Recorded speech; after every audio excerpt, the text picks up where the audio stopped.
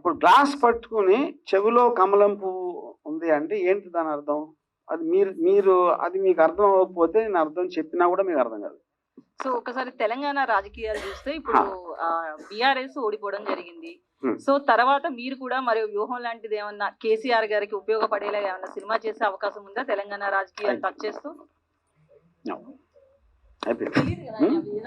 Thank you. One second చేయొచ్చు, అదే చెప్తున్నా. ఈ క్వశ్చన్ మీరు మళ్ళీ 4.5 ఏళ్ళు అడగాలి. అప్పుడు అప్పుడు నాకున్న మూడు, నేను ఎందుకంటే నా లైఫ్ లో ఎప్పుడు అన్నమాట నిలబెట్టుకోను. Thank you so much everyone. ఎలాంటి